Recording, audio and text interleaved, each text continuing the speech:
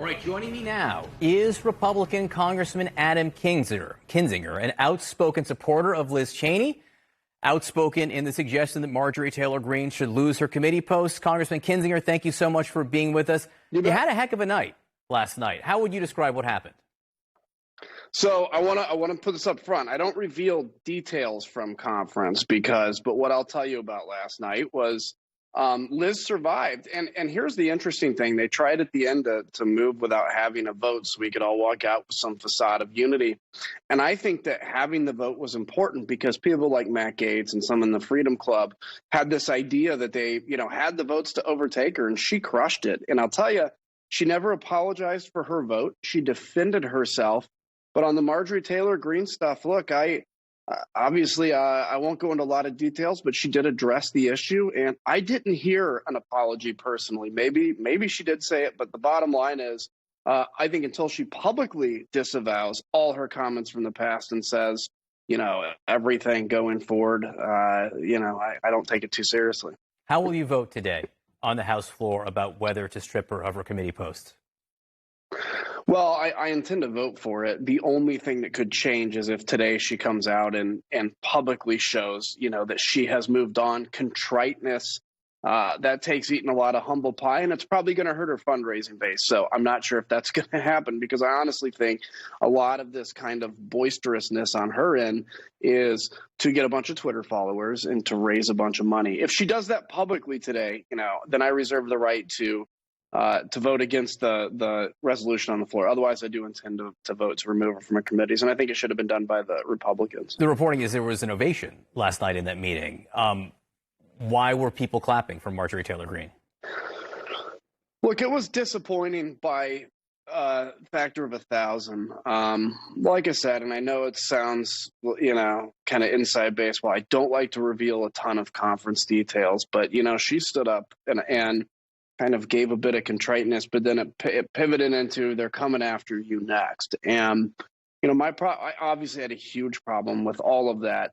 But, the quote unquote, they being the Democrats, I think if you're not buying into Jewish space lasers and, false flag operations and QAnon stuff, to think that they're just going to come after you next, I think is way a bridge too far. Look, I wish this vote on the floor, today to remove her committees was something that we didn't have to do because it would have been done by our side. But to see, her come out of their strong position was crazy. You said disappointing by factor of 1,000. What exactly was disappointing to you? I mean, look, at least half the room didn't, of course, stand up and applaud her. That's something, I guess. But, to see people at the end of it just be all in on Marjorie Taylor Greene. Look, I get it. She's a Republican in your mind and you want to defend her. But my goodness, look at what's been said. And if she came out again today publicly and was very contrite and remorseful, that's very different than doing it just in front of, your colleagues, but then going out and tweeting whatever you want because, your base shouldn't know what you really said in there. Some of the reporting last night was that you, quote, unleashed hell on Kevin McCarthy. How so? So this is where I'm not going to confirm or deny anything because I don't want to get into too many details. Was I disappointed in the level of defense of her? Absolutely. Liz Cheney. Was I disappointed? What's that? You disappointed in the level of defense for Liz Cheney? Yeah. I mean, it was, a pretty significant amount of time talking about Marjorie Taylor Greene and a real quick 1 or 2 sentences about Liz. And look, Liz committed no sin except a voter conscience. I mean, who's the one that put everybody on our party in an awkward position on impeachment? It wasn't Liz Cheney. It wasn't me. It was Donald Trump.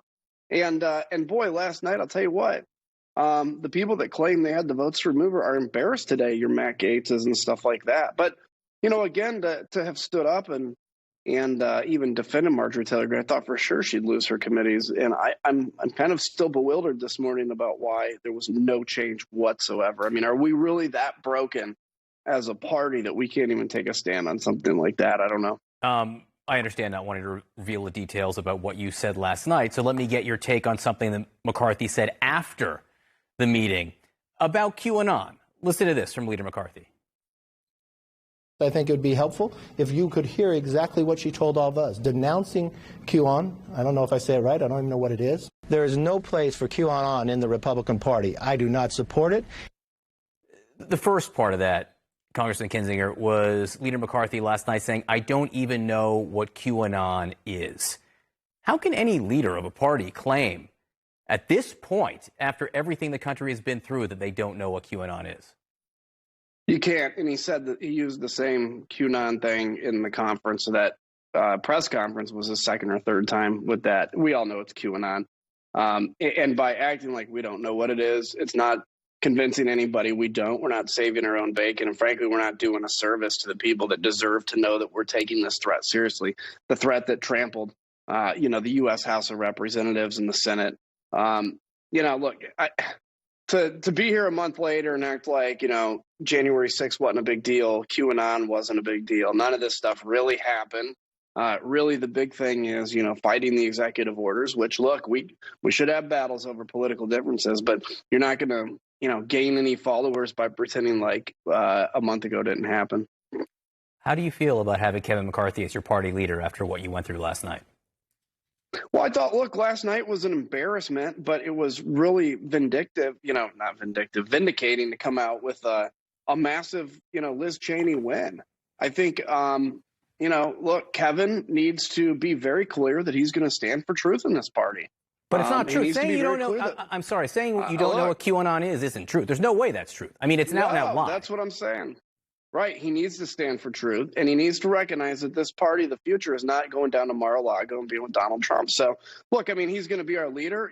I'll support him as leader. But I think, if they're going to go after Liz Cheney, I think, Kevin McCarthy has to really think about leadership and how to lead this caucus going forward, especially because she got defended last night by 145 of us.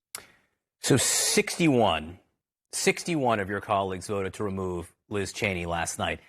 If that's the over-under there for the vote today on the House floor, whether to strip Marjorie Taylor Greene from her committee post, do you think fewer than 61 Republicans will vote to remove her? How many do you think will vote? I'd be surprised if we get 10. I don't know. I don't know what the number is, but it's not going to be very high. Because last night, it was all about defending Liz and defending Marjorie Taylor Greene. I defend Liz. I don't defend Marjorie Taylor Greene. So I don't know what that number is, but I think it's going to not be super high. Adam Kinzinger, thank you for being with us this morning and telling us what you can, at least, about what happened last night. It's important to speak to somebody who was in the room. You bet. Take care.